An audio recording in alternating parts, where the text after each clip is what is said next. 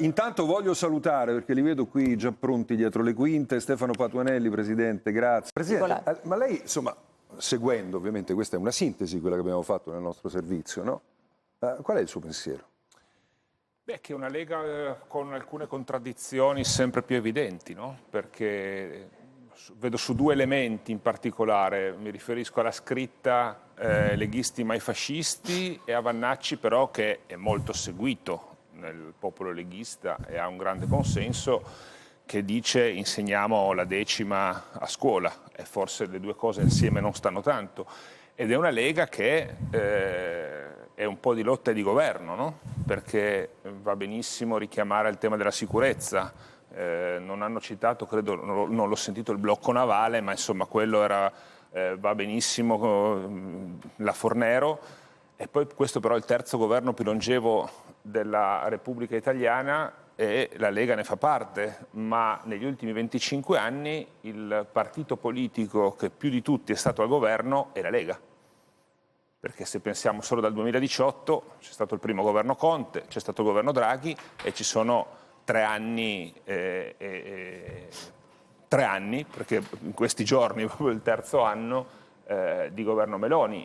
Allora forse quando stai tanti anni al governo, più che individuare i problemi, dovresti proporre anche qualche soluzione e magari portarla anche a casa. Invece da questo punto di vista la Lega sta a zero. Ecco, quindi vedo la Lega di grandi contraddizioni, però io ho il massimo rispetto poi delle manifestazioni come quella di Pontida, anche se sono un po' più spompate, diciamola così, rispetto al passato come importanza, come momento centrale di dibattito politico in Italia.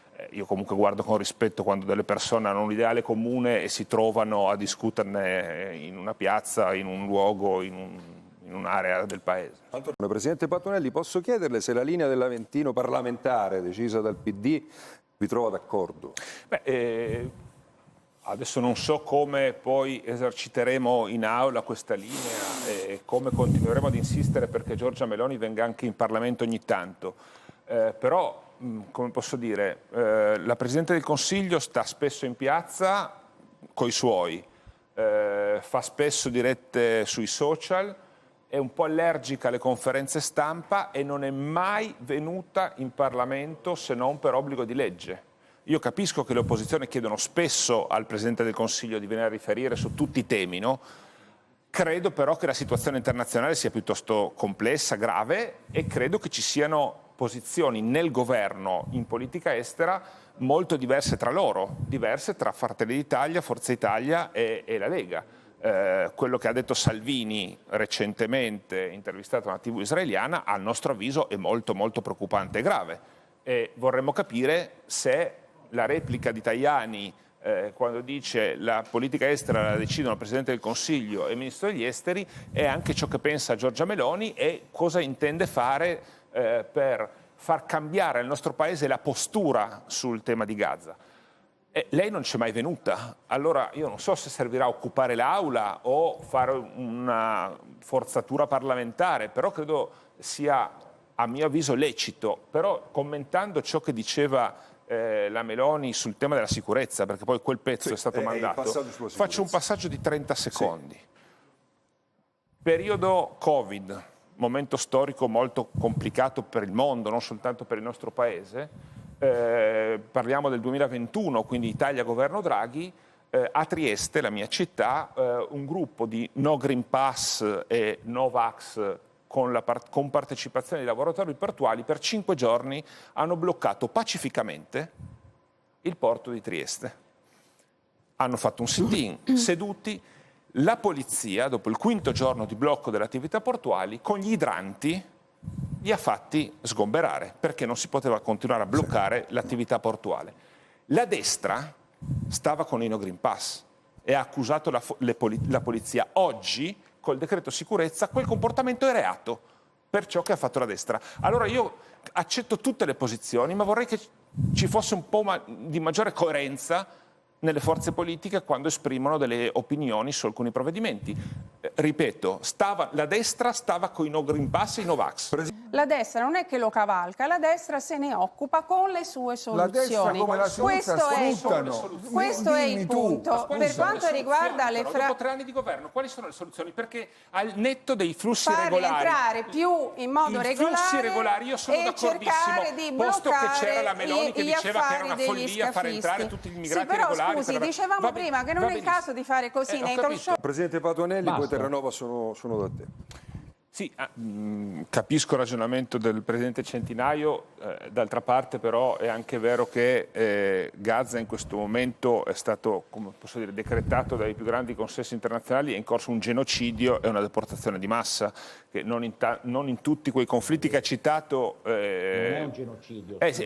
Guardi, I genocidi sono altro. No, il genocidio ha delle caratteristiche, come posso dire, che sono puntuali, e quello che sta succedendo a Gaza, ma non lo stiamo dicendo noi, l'hanno detto ormai tutti i consessi internazionali. La Commissione delle Nazioni Unite, dove è esploso il caso, le Nazioni Unite hanno detto che è un genocidio, quindi ripeto, non lo dice il Movimento 5 Stelle. Io credo che, vorrei tornare un attimo sulla questione della flottiglia, perché il servizio, o forse le sue parole alla fine del servizio, diceva, vedremo se questa è una missione che avrà successo. Io penso che abbia già avuto successo. Io parlavo del successo pratico. Esatto, io credo che siamo tutti consapevoli di due cose: che è quasi impossibile che quel gruppo di barche arrivi a Gaza a portare quei pochi aiuti che hanno sulle barche con cui stanno facendo la traversata, e questo è del tutto evidente, e siamo consapevoli che non cambierà il corso della storia di Gaza questa missione, ma certamente ha già un merito. Ha il merito di tenere un faro acceso su ciò che sta accadendo, e che, mi dispiace, prima il Presidente Centinaio ha detto Israele ha iniziato a esagerare. Io credo che sia da molto tempo che Israele è andata ben oltre al sacrosanto diritto di difendersi e anche in qualche modo di rispondere a ciò che è accaduto il 7 ottobre di 2 anni fa. Nessuno ha mai negato questi diritti, ma è del tutto evidente che da molto tempo Israele ha sbagliato strada e si sta mettendo e si è messa dalla parte sbagliata della storia. Tutto qua. E credo che l'Occidente abbia l'obbligo etico, morale e politico di avere una postura diversa rispetto a Israele.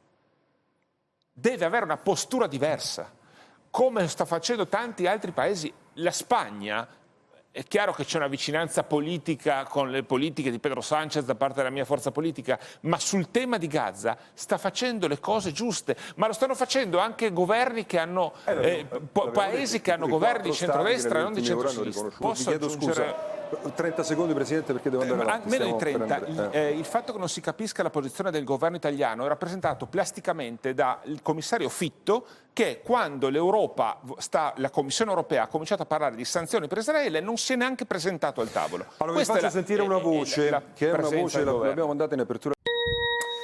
Voglio fare un giro anche sulle parole di Trump. Sapete quanto Kirk si è entrato in tutti questi giorni dentro il dibattito e lo scontro politico italiano. Patuanelli. Un po' agghiacciante quest'ultimo passaggio, no? Poi è la sinistra che istiga l'odio, mi sembra di capire che non sia proprio così, non si può distinguere tra destra e sinistra, ci sono persone per bene e persone evidentemente un po' meno per bene. Credo che si debba semplicemente dire che è inaccettabile nel 2025 che qualcuno muoia venga assassinato per le proprie idee. Era inaccettabile anche quando è successo alla deputata Ortman negli Stati Uniti. Non mi sembra ci sia stata la stessa reazione internazionale in quel momento.